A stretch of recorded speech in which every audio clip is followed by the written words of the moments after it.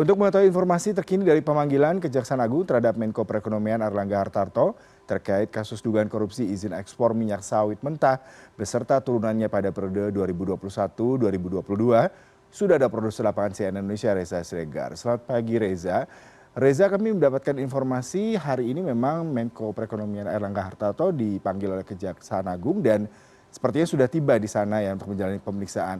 Lalu kira-kira materi apa saja yang akan dipertanyakan terkait dengan kehadiran beliau, terutama kami mendapatkan informasi bahwasanya dari pihak Kejaksaan Agung akan mempertanyakan urgensi dalam rangka pengusutan kasus mafia minyak goreng. Ya, urgensi seperti apa ini dimaksud dengan kehadiran yang akan digali oleh pihak penyidik pada pagi hari ini? Silakan dengan laporan Anda.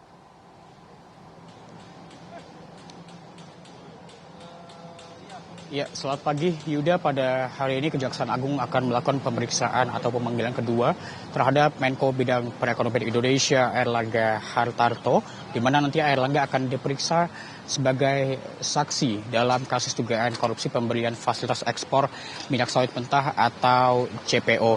Di mana pada sebelumnya pada hari Selasa lalu Airlangga mangkir pada pemanggilan pertama, di mana ia dijadwalkan datang pada pukul 9 pagi lalu mundur ke pukul 4 sore. Namun hingga malam hari para awak media yang menunggu di Kejaksaan Agung tidak melihat datangnya Menko Bidang Perekonomian Airlangga Hartarto. Namun saat kemarin di Harlah PKB ke-25 di Stadion Manahan Solo, Menko Bidang Perekonomian Airlangga Hartarto menyatakan siap untuk hadir dalam panggilan Kejagung pada hari ini, dan tadi Airlangga sudah tiba pada pukul 8:25 bersama dengan dua kuasa hukumnya. Jadwal ini lebih cepat dibandingkan dengan informasi yang kami dapatkan dari Kapus Penkum Kejagung, Bapak Ketut Sumedane, di mana awalnya pada hari ini Airlangga dijadwalkan akan hadir pada pukul 9 waktu Indonesia Barat. Dan nantinya Airlangga ini akan diperiksa terkhusus untuk urgensi, di mana untuk mengevaluasi pemberian izin ekspor CPO, untuk menggali dari sisi evaluasi kegiatan, menggali dari sisi kebijakan yang ia ambil untuk perkara CPO ini, karena memang informasi yang kami dapatkan dalam perkara CPO ini kerugiannya telah mencapai 6,47 triliun rupiah.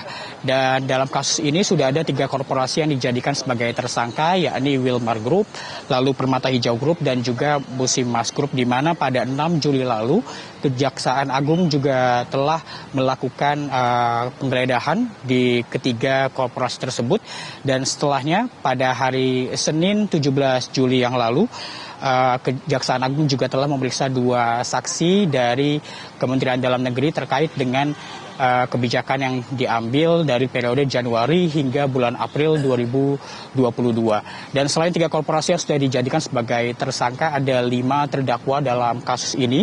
Di antaranya adalah yang pertama adalah Direktur Jenderal Perdagangan Luar Negeri Kemendak Indra Sari Wisnuwardana, yang kedua Komisaris PT Wilmar Nabati Indonesia Master Parulian Tumanggor, yang ketiga adalah Senior Manager Corporate Affair PT Victorindo Alam Lestari, General Manager Bagian General Affair PT Musimas Pierre Togar Sitanggang, dan yang terakhir adalah penasihat kebijakan atau analis pada Independent Research and Advisory Indonesia, dan juga tim asistensi Menteri Koordinator Bidang Perekonomian Indonesia, yaitu Webinanto Halim Jati alias Lin Cewe, di mana kelimanya ini dijatuhi hukuman yang lebih berat di tingkat kasasi, di mana yang paling berat adalah Indra Sari Wisnuwardana ini dijatuhi hukuman selama 8 tahun penjara dengan denda 300 juta rupiah subsidi 6 bulan, dan juga Lin Cewe divonis 7 tahun penjara dan denda 250 juta rupiah subsidi 6 bulan.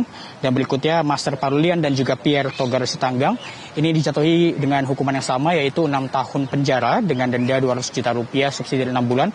Dan yang terakhir adalah Stanley MA yang menjadi terdakwa yang paling ringan vonis kasasinya, yaitu 5 tahun penjara dan juga denda 200 juta rupiah subsidi 6 bulan kurungan. Hingga saat ini nantinya kami para awak media masih akan menunggu untuk mendengar secara langsung dari pihak Airlangga Hartarto dan juga dari pihak Kejagung apa saja yang nantinya dibicarakan atau diperiksa oleh mereka terkait dengan kasus dugaan korupsi pemberian fasilitas ekspor minyak sawit mentah atau CPO ini. Yuda. Baik Reza, terima kasih untuk laporan langsung Anda. Selamat bertugas kembali.